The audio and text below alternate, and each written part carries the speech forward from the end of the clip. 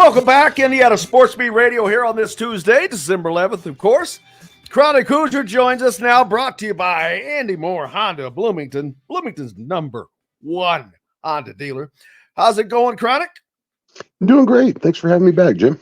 Absolutely. It is always a pleasure. Chronic is always he tells it like it is. He just does it in a calmer way than I do, and a much less bitter. It has a little more saccharine on it, I guess I would say.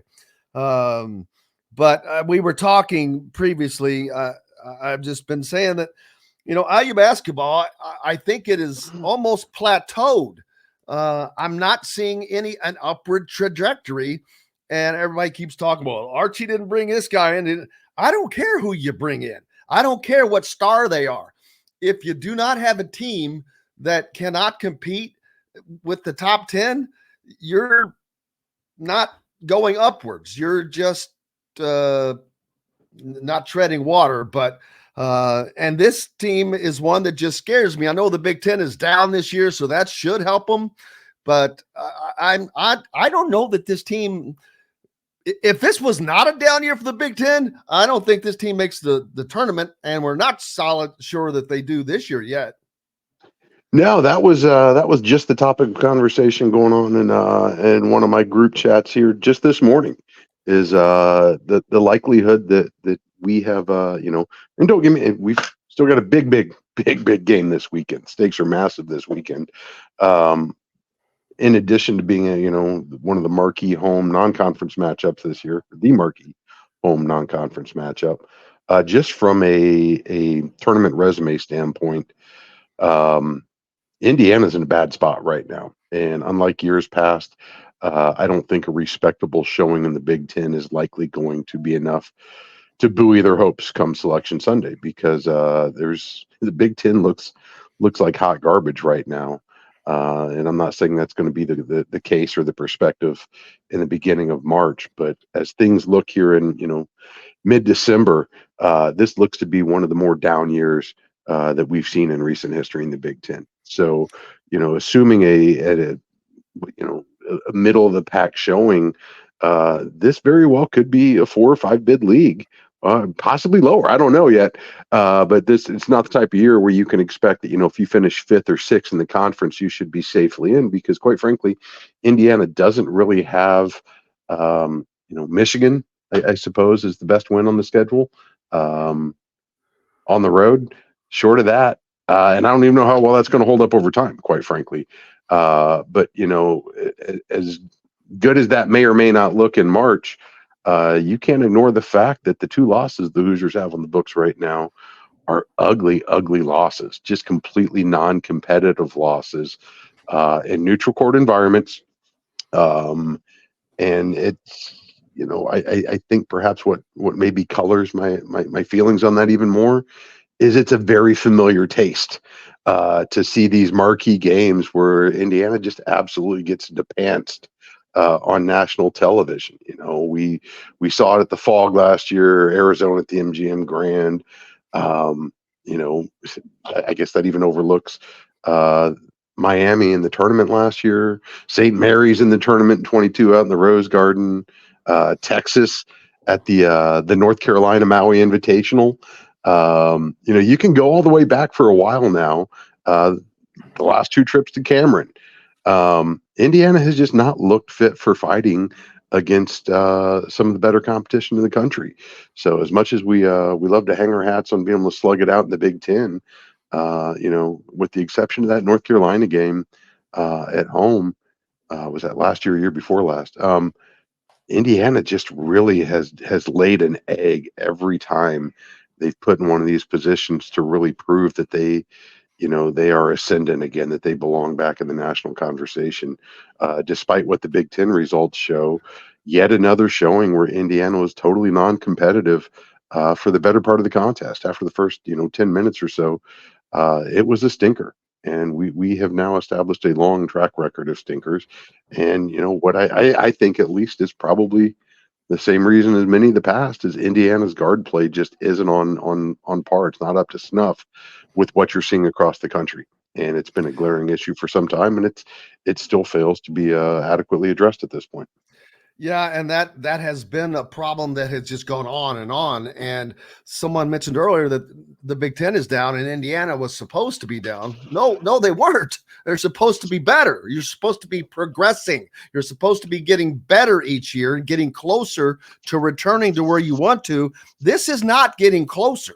And not only is it guard play that they're devoid of, it's just pure shooting. And it boggles my mind that this has been such an issue for so long. It's go get some damn shooters, but yet the focus continues to be on other types of players, and it's not working. That, and I hate to bring it up because it's everybody's favorite topic, but the rotation issue. It's not the rotation itself. It's the sheer fact that after the game in the press conference, he was asked about it, and he seemed a little befuddled. He's like, you see, I've done the same thing for 3 years. Exactly. And Indiana's been the same for 3 years. Just because it's the 8-minute mark, I don't care. You don't have to take 3 guys out, especially if one of them's hot, or you can't take Kel'el Ware and Mackenzie Mbako off the floor at the same time. You're telling me these guys can't go 10 minutes and rotate and stagger that? I mean, who the hell else does that? Nobody. And it is not working. And he seems befuddled by the fact that he's even being asked about it. Yeah, it's one of those things that my phone just blows up the entire game when we do this, because you see them get out to a big run. And credit to the coaching staff. I've said this for years. I'll say it till I'm blue in the face, till I'm in the grave. What you see in that first quarter is really indicative of the game planning going into the matchup. That's when you're closest to your script. It's what happens when you have to get off script, when you get off schedule, that things tend to go sideways. And Indiana came out, looked really sharp, really focused, really well prepared. And then we got into the sub patterns. And it's one of those things where I've heard Woody speak on it. I've heard him explain it. The difference between a college roster and an NBA roster, where you're probably more prone to see this platoon subbing, is the talent difference from the fifth guy on the roster to the 10th guy isn't really that great. Don't get me wrong. There's a difference between role guys, roster players, and superstars in the league, but the baseline skill level isn't that far off. These are the best basketball players in the world. The difference in Indiana's fifth man and its 8th, 9th, 10th is it's pretty vast. And it's one of those things, I was thinking back, when was it Calipari was all high on his future NBA roster, and he was fully committed to the platoons. And with a roster that was legitimately chock full of future NBA guys, it just didn't work. It did not work. And it's virtually never worked, at least anywhere that I can remember seeing. And it's one of those things that, you can look at the score and the time, and then look at the sub patterns and the absence of the starters, and just see where the game turns. It's pretty materially obvious to the casual observer, to those that are really drilling into the analytics. This team just doesn't have the firepower to pull that off. And that's no knock on the guys, but I'm still at a loss for any reason why there should ever be a point where you have Mbako, Ware, and Renew all on the bench together, unless there's fouls or injuries or something else. And he's expressed that he's trying to keep them fresh. That's fine, but it's not like they all share the same power meter. Every guy kind of has a different battery level on any given night, and it's proven problematic, and it's proven to be a pretty surefire way to see momentum swing away from IU. And unlike the NBA, it's a whole lot harder in college to come back from double-digit deficits. You see it on a nightly basis in the NBA. I don't care what the score is until you're, a decent way through the fourth quarter before you really determine whether or not you got a contest. In the college game, when you go and you see a 19-1 or 19-2 point swing, and you're not calling a timeout, um, you may get away with that with higher level players, but oftentimes in the college game, that ship's already sailed on you before you even realize it's left the dock. It's gone, and it's not coming back. And the unfortunate part is you look at the body language, and it sure seems like the players know it. They certainly seem to play like the contest is out of hand. So being able to identify that, being able to arrest that before gets too far gone, um, and I've heard the counters arguments that what else is he going to do? Who else is he going to put in? It's valid. It's very valid. There's only so much depth, and there's only so much talent on that roster, and guys do need rest. But what we're doing ain't it. At least not against. And I'm not even trying to. Don't get me wrong. Auburn played a heck of a game. Auburn's not that great of a team. They just got beat by App State the game before. Yeah. Auburn's a good team. They're not a great team. They played out of their minds against Indiana, but they were certainly fit for the fight. And I don't think you can say the same for the Hoosiers. They pretty much checked out there not long after the game started to slip away from them and never really punched back. And I think more than anything, seeing what this team's ceiling has been at times, or at least the potential they've shown, just a real lack of effort in even trying to scratch that surface. Yeah, and the sad thing is, I don't know if it's that Woody's okay with it, or it was because he knew that it was kind of a screw up. But in the post-game presser, being asked about it, and again, he referred to, I do it at the same time. I do the same thing every time. Well, guess what? It hasn't worked a lot of the time, number one. But number two, they had a 22-10 lead, and then that's when the substitutions comes in, and he goes, hey, when I put all my starters back in, we were tied 26-26, so we were all good. No, you weren't. You gave up a 12-point lead. So I think that he thinks that as long as they tread water, the subs, that everything's okay. And it's not okay, because building that lead is part of your chance to win the game and sustaining that lead. It's not just building it. It's keeping the other team in a position of disadvantage, both tactically as well as psychologically. And what you often see, you see it all the time with shooters. You let a guy believe he's getting hot, and he's going to start playing like he's hot. When you can't defend, guys gain confidence. And the flip side of that coin is your guys tend to lose confidence, and it bears out in the score line. So, when you basically surrender all the momentum there, they're going to come back, and you're now looking at a different team. They're no longer dejected. They're no longer against the ropes.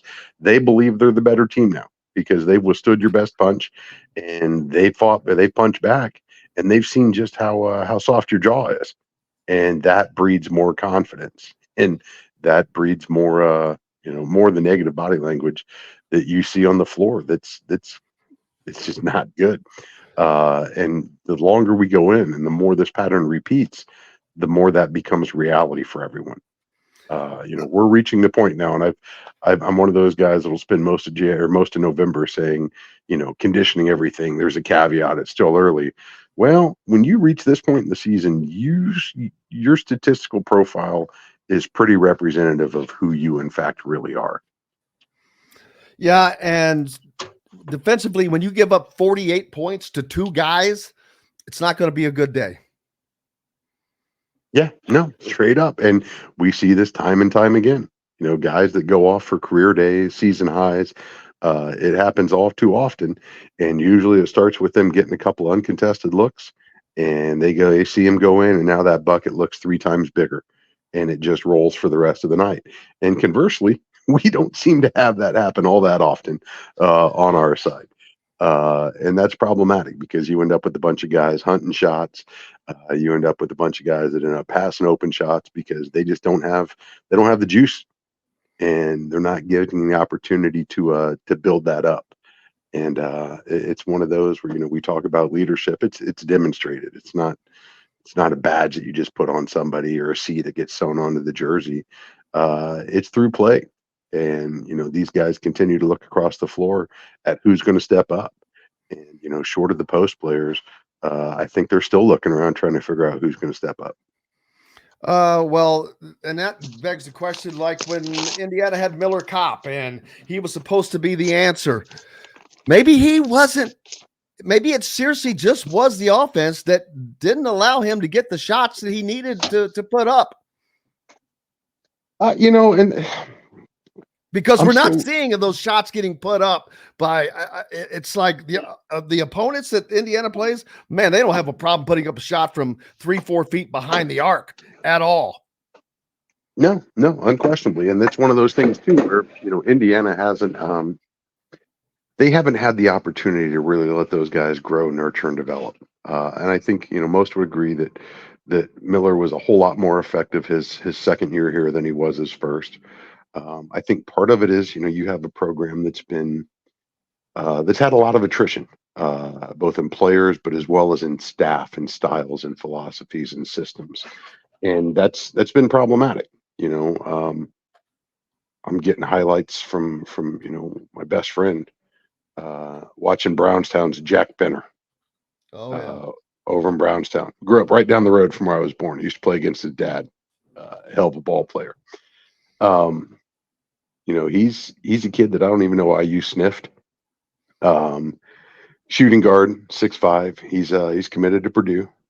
And he's going to go up to West Lafayette and probably play extraordinarily sparingly the first couple of years because they can afford to. Because they know exactly what type of player he is. They know exactly how he's going to fit in their system. And they have a depth that's going to allow him time to grow, mature, develop, and step into a role where he'll probably be a pretty good contributor for him, on both sides of the ball. But at a time when his maturation process is ready for the call up. What you see at Indiana, we are yet again banking on whether it's CJ Gunn or whether it's Tamar Bates or whether it's Armand Franklin. How many times have we looked at a sophomore and said, at the beginning of the season, he's really poised for a breakout year. This is his time to shine. You're talking about a sophomore. You're talking about a guy that doesn't have the reps, that doesn't have the physique, that doesn't have the experience and the fortitude that these fourth, fifth year guys he's going up against night after night are. These are guys that are still learning the intricacies of the system in the college game, and yet you're asking them to step in and play starting or major contributing minutes in Power 5 basketball against teams that have allowed their guys to age and to grow and develop within their systems. We're constantly now having to search in the transfer portal or putting young guys into positions, probably ahead of schedule. And it's tough. And it's a high risk situation for them because quite honestly, you can fry these guys out. You can destroy confidence. You can destroy chemistry. And it's not to say they can't grow as well, but the degree of difficulty is so much higher. And yet we keep turning into the same situation over and over and over again. And for the successes they've had on the recruiting trail, it's been a glaring gap in the roster composition since Woody stepped foot back in town. And it's one that remains unfilled to this day. Don't get me wrong. I cannot wait for Liam McNeely and his shooting prowess to show up on campus. But who else is going to be able to chuck it with him? Well, and are you really expecting that freshman to step in and just now all of a sudden he's the guy in the Big Ten against the schedule that Woodson's lining up for him? I just don't think it's realistic, and I don't think it's constructive, quite frankly.